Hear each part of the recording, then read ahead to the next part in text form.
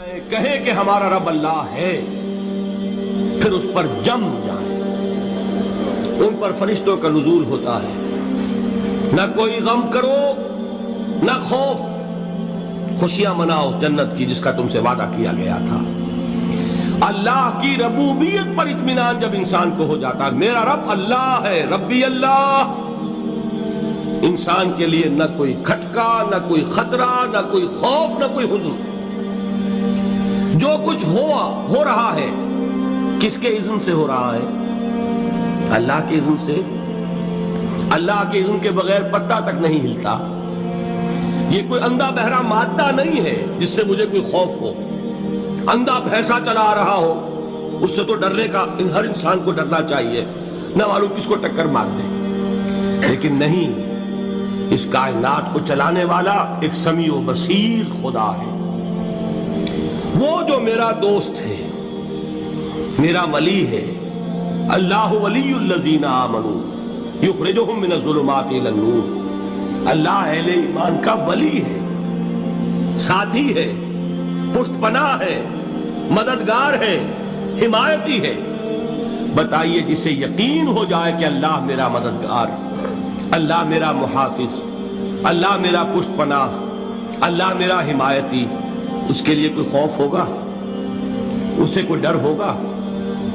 میں مثال دیا کرتا ہوں ایک بہت سادہ، پنجاب کے دیہات کی۔ وہ بڑا چودھری ہے اور کوئی غریب کسان ہے۔ اس غریب کسان کے جانوروں کو ہر وقت اندیشہ ہوگا چوری کا، کوئی میری بھینس کھول کر نہ لے جائے، کوئی میرا بیل کھول کر نہ لے جائے۔ لیکن جس کے بارے میں یہ سب کو معلوم ہو کہ وہ جو بڑا چودھری ہے وہ اس کا دوست ہے، اس کی بچیا کو کوئی خوف ہوگا؟ اس کی بھینس پر کوئی ہاتھ ڈالے گا؟ اسے کوئی اندیشہ ہوگا؟ نہیں۔ کیوں؟ کہ وہ بڑا چودھری، بڑا اس کا یہاں کا سردار، جاگیردار، سب کو معلوم ہے وہ میرا دوست ہے، کوئی میرے خلاف اقدام نہیں کر سکتا۔ اس دنیا میں یہ چھوٹی سی بات اگر آپ کے دلی اطمینان اور سکون کا باعث بن سکتی ہے تو ذرا تصور کیجئے۔ میں لفظ تصور استعمال کروں گا صرف اس لیے کہ اس کا ہم جس کو کہتے ہیں ادراک اور شعور کر نہیں سکتے، اگر کے ساتھ کر سکتے۔ اگر یقین ہو کہ اللہ میرا مددگار اور یقین ہو کہ اللہ ہر آن میرے ساتھ ہے، پھر کوئی خوف، کس کا خوف؟ کوئی شے اللہ سے بالا تر ہے؟ کوئی قوت اس سے زیادہ طاقتور ہے؟ کوئی اس کے ارادے کو بدلنے والا ہے؟ کوئی اس کی مشیت کے آڑے آنے والا ہے؟ یہی بات ہے جو حضور نے فرمائی۔ یہ ایمان کا حاصل ہے لب لباب، کہ دیکھو اچھی طرح اس بات کو ذہن نشین کر لو، اگر تمام انسان مل کر تمہیں کوئی نقصان پہنچانا چاہے نہیں پہنچا سکتے مگر جو کچھ اللہ نے لکھ دیا ہو، اور تمام انسان مل کر تمہیں کوئی نفع پہنچانا چاہے نہیں پہنچا سکتے مگر وہ شے جو اللہ نے طے کر دی۔ آپ پھر میں کہوں گا ذرا طاری کیجئے، اسے فرض کیجئے، اسے سوچئے۔ اگر اس حدیث پر ہمارا دل ٹھکا ہوا ہو تو کسی سے ڈر ہوگا؟ یہ مجھے نقصان نہ پہنچا دے، یہ میری رپورٹ خراب نہ کر دے، یہ میری انکریمنٹ نہ رکوا دے، یہ میرا یہ نہ بگاڑ دے، یہ میرا یہ نقصان نہ پہنچا دے۔ اس کا ڈر، اس کا ڈر، اس کا خوف، اس کی خوشامد، اس کے لیے جا کر طرح طرح سے اپنی عزت نفس کو ذلیل کروانا اس کے سامنے، یہ سب کچھ کیوں کرتا ہے انسان؟ جب سمجھتا ہے کہ اس کے ہاتھ میں میرا کوئی نفع ہے، اس کے ہاتھ میں میرے لیے کوئی ضرر ہے، یہ مجھے کوئی غضب پہنچا سکتا ہے، یہ مجھے کوئی نقصان پہنچا سکتا ہے، یہ میرا کوئی کام بنا سکتا ہے، یہ میری کوئی ضرورت پوری کر سکتا ہے، اسی کا نام شرک ہے۔ جہاں آپ نے یہ سمجھا کہ غیر اللہ کے اندر کوئی طاقت موجود ہے وہی شرک ہے۔ بتوں سے تجھ کو امیدیں، خدا سے نومیدی، مجھے بتا تو صحیح اور کافری کیا ہے؟ شرک تو یہ ہے جس پر بھی تمہیں یہ خیال ہے، کلمہ ہے یہ کلمہ سوم، لا حول ولا قوت الا باللہ، ذرا اس پر دل کو کبھی اگر آپ تصور کریں، پھر فرض کریں، دل ٹھک جائے اس پر، کوئی طاقت نہیں۔ یہی بات تھی جو شیخ عبد القادر جیلانی رحمۃ اللہ علیہ نے اپنی وصیت میں اپنے بچے سے کہی. 11ویں دینے والے ہیں، لیکن حضرت شیخ عبد القادر جیلانی کی وصیت اور تعلیمات کو کتنے لوگ ہیں تم جانتے ہو؟ یہ جن مقامات تک پہنچے ہیں وہ کس چیز کی بدولت پہنچے ہیں؟ انہوں نے جو پیغام دیا وہ کیا تھا؟